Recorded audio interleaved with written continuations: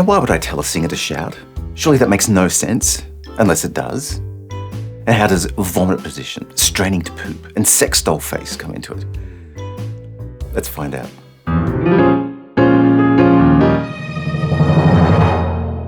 Hi, I'm Scott. You're watching Inside Musicals, the channel for all things musical theatre. When I work with singers, I see a lot of the same technical difficulties in every lesson. Shallow breathing, flabby diction, lumpy phrasing, inconsistent tone placement, lack of character or expression. It's not because they don't know any better, or can't do it, or don't care. It's because until technique becomes habit, until it's automatic, all of those elements of technique are too much for the conscious mind to keep track of. So I'm going to make the case for shouting to bring all of those elements together and fast track the good habits. Of course, it needs to be efficient, and I'll explain what that means.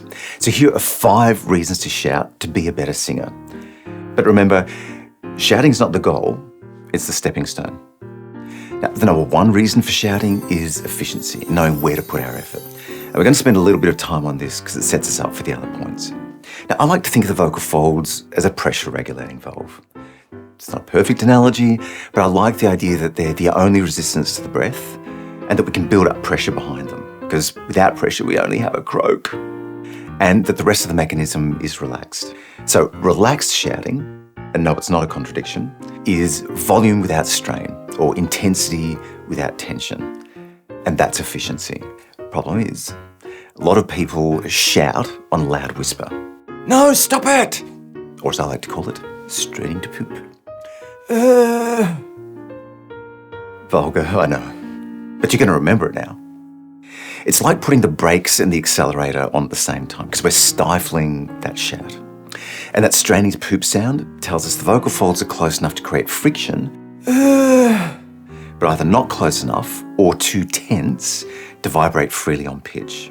And it's one indication that we're trying to control the breath from the tension in the throat rather than the natural resistance to the vocal folds and the pressure from the abdomen. And it's not efficient. And it's very stressful on the voice. It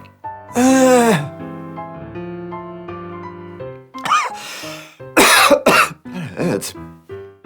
Look, there are compression techniques that harness certain kind of tension for effect, but it's a stylistic choice. And for the long-term health of the voice, we want to master the technique before style. So to feel where that breath support comes from, think of a dog barking, but notice the difference in effort between just saying the word woof, woof, and barking. Oh! That bark has a muscularity and an immediacy to it, and that's what we want from a shout.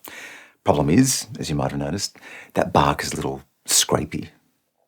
Another technical term, closely related to straining to poop. Oh!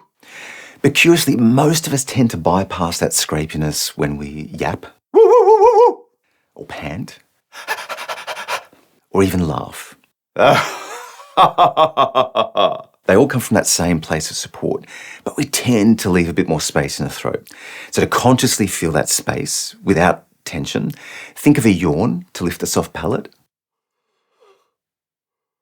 And the vomit position, another technical term, to release the back of the tongue and bring it forward to create an open channel in the back of the throat.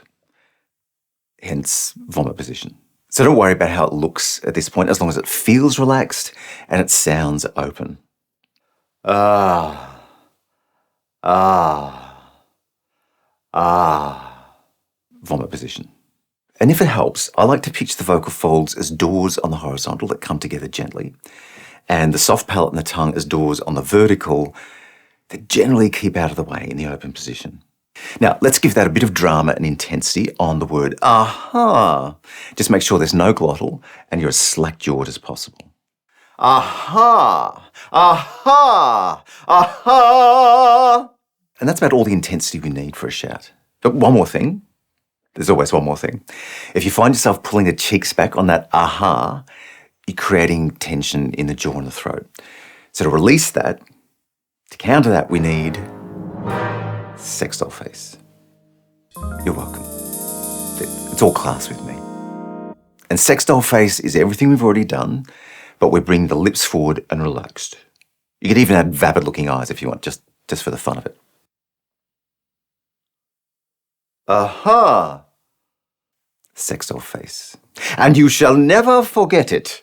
The important thing is, once we isolate the necessary effort in the vocal folds from the unnecessary tension elsewhere, we're ready for the second reason to shout, which is overcoming inhibitions. Now, inexperienced singers often try to make singing look natural by bringing it down to the level of everyday conversation. But singing is not like casual conversation. Say it with me. Singing is not like casual conversation. Well done you, top of the class. Even when we sing softly, breathing is bigger. Tone and articulation are bigger. The emotion is bigger. We're in more extreme parts of our range. But when I ask singers to bring out those techniques, they often become self-conscious. They feel conspicuous, like they're putting on a voice. And in part, it's because we have a lifetime of social programming that tells us not to shout on public transport, not to raise our voice in the workplace, not to reveal our vulnerabilities in front of family and friends. Or is that just my own repressed upbringing? Shut up, don't judge. But that kind of stoicism is death for acting. And singing is acting, it's storytelling. And in that moment, we're the surrogate for the audience. They're putting themselves in our shoes, and we have to be brave enough to go to those extremes. So leaning into a shout when we sing is one way to push past those barriers, to get comfortable with that big energy, that big sound, and the breathing, tone, articulation, and emotion that goes along with it. And keep in mind, the audience doesn't necessarily interpret loud as shouting. We could be singing an intimate romantic ballad with great intensity. I'm thinking of something like All I Ask of You from Phantom, and the audience interprets it as passion. So don't mistake the energy for the effect. Singing could be much bigger than you think and still seem natural. Watch Pink at the AMAs singing Hopelessly Devoted to You. It's a romantic ballad. It's a big sing. She's shouting, and it makes perfect sense of the song. The third reason to shout is feedback. When we undersing, when we sing small, it's easy to bluff ourselves into thinking we're better than we are because we can't hear it or we become blind to the problems. And look, I get it. Singing loud is very exposing. It shows all the flaws, there's nowhere to hide. But in rehearsal, isn't that exactly what we want? If we can't hear it, we can't fix it. How do we know where to place our tone if we're whispering and there's no tone there? How do we reach those high notes if we're not giving them the support they need? How do we anticipate how much breath we need if we're half-arsing it? I say go full arse. Is that a thing? Is that a thing? Full-arsing it? Could we trademark that? Full-arsing it, another technical term brought to you by Inside Musicals. If we're not rehearsing at performance level, we're not rehearsing. It's kind of like a dancer who's just marking the moves instead of fleshing out the choreography. At some point, we have to put it into the body. Yet so many singers rehearse a song timidly till they feel comfortable with it, till they know what to do with it. That's not putting it into the body. That's not developing muscle memory. So by the time they give it the energy it needs, it's a whole different technique. So they might as well be starting from scratch. So why not reverse that? Sing big, flaws and all, to get up to speed fast. You just have to be prepared to listen, to critique, and adjust. The fourth reason to shout is smooth phrasing. Another byproduct of singing small is lumpy phrasing, uneven phrasing, because each syllable comes with its own burst of air. There are little dips in between. Singing through the phrase. It's staccato when it's not supposed to be staccato. It's hard for an audience to follow a disconnected series of syllables. But when we build up the right kind of pressure behind the vocal folds, the breath comes out more evenly, and we naturally start to group lyrics into thought bubbles or into musical phrases. Singing through the phrase. And when the words are connected, the meaning is clearer. So shout till it's smooth. Now, as if all of that is not enough reason to shout, number 5 is building stamina. If we think of singing as shouting on pitch, you only have to listen to Jennifer Hudson, Gaga, Lea Michele, Ramin Karimloo to know that's true. In a Broadway musical, we have to sustain that for a couple of hours. Or if I'm doing a solo gig, that could be 3 or 4 hours at a stretch, and I should be able to do it without strain. So as an exercise, create yourself a karaoke playlist of songs that you love, that show off your voice, and shout sing for a couple of hours. Now, at a bare minimum, it'll help you build stamina. But if you're getting sore or hoarse by the end of it, it tells you there's tension somewhere where it shouldn't be. So go back to strained poop, listen for glottals, lumpy phrasing, try vomit position, sex doll face.